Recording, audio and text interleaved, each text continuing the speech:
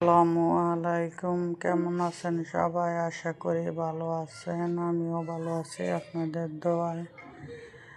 তো আজকে চলে আসলাম একটা নতুন ভিডিও নিয়ে আপনাদের মাঝে। আজকে রান্না করব আলু টমেটো দিয়ে, মাছ দিয়ে।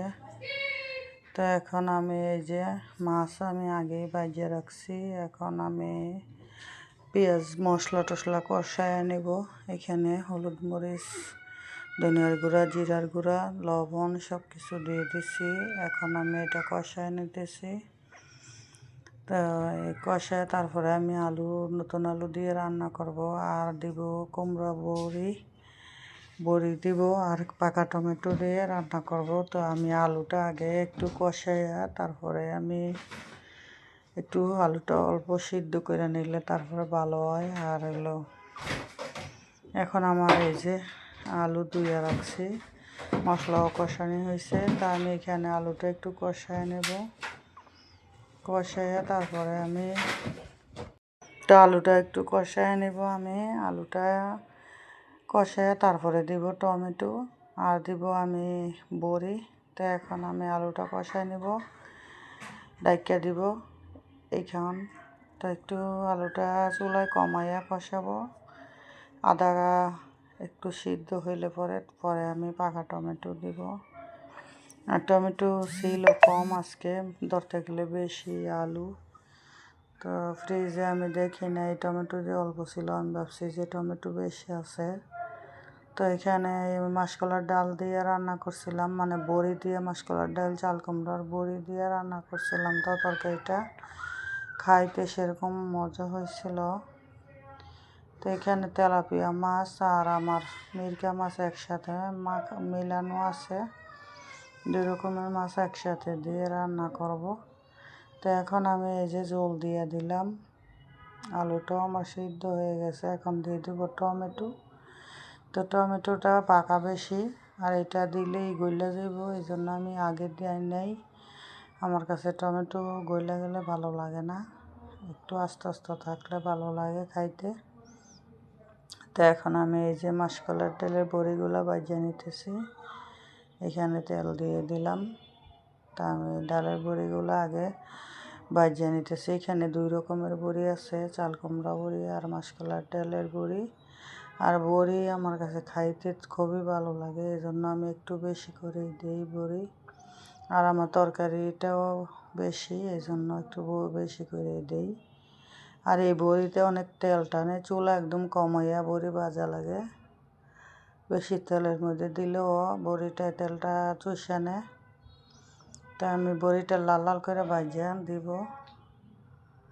এখন ভাজিয়ে নিতেছি। আর তরকারি ওই চুলা জল দিয়ে দিছি। আমার ভাজা হয়ে গেলে তারপরে দিয়ে দিব মাছ আর বড়ি একসাথে। মাছ দিয়া বড়িটা ধনেপাতার সাথে দিলে ভালো হয়, গলবে না। আর আগে আগে দিলে গলে যায়। তো এখন আমার এই যে আলু সিদ্ধ হয়ে গেছে। এখন আমি দিয়ে দিব মাছটা, লবণটা দেখে নিতেছি।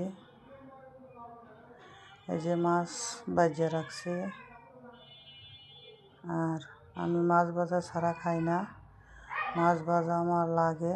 মাছ না ভাজলে তরকারি ভালো লাগে না। মাছ আপনি সুন্দর করে ধুইয়ে মনে করেন ভাজিয়ে তরকারি রান্না করলে খাইতে সেরকম স্বাদ লাগে।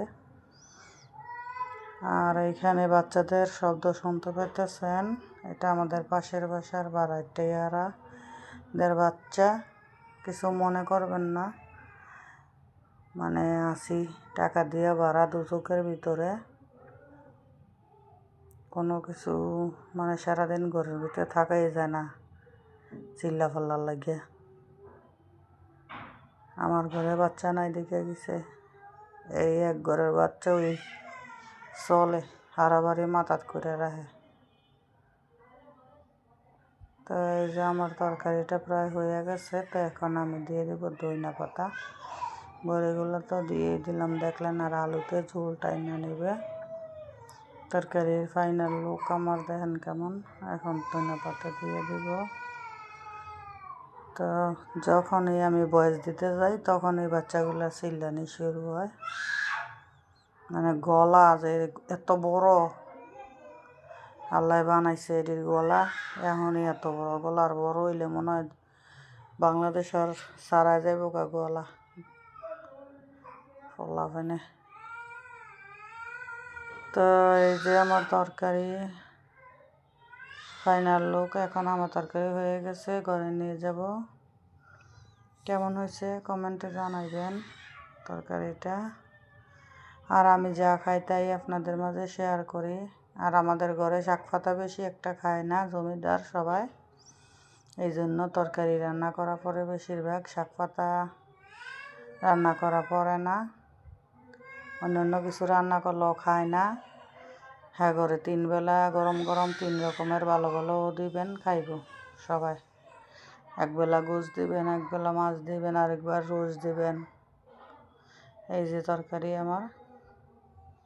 তো এখন আমি রান্না করা শেষ, তখন আমি হাঁড়ি পাতিল ধুয়ে নেব। কতগুলো হাঁড়ি পাতিল আছে। আর এখানে আমি তরকারি দুপুরবেলাটা আলাদা, রাতেরটা আলাদা করে রাখছি উঠাইয়া, নাইলে একসাথে রাখলে গাইটটা গুইটটা খাইব, ভাঙ্গা লাইব মাছ টাছ, এই জন্য আমি আলাদা করে রেখে দিই।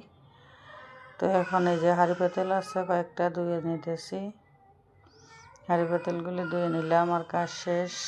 তো ভিডিওটি যদি ভালো লাগে সবাই আমার পাশে থাকবেন আর আমার জন্য দোয়া করবেন, আপনাদের সাথে যাতে ভালো কিছু শেয়ার করতে পারি। তো এখন আর কি, কাজ কাম শেষ এখনকার মতন। সবাই ভালো থাকবেন। আল্লাহ হাফেজ।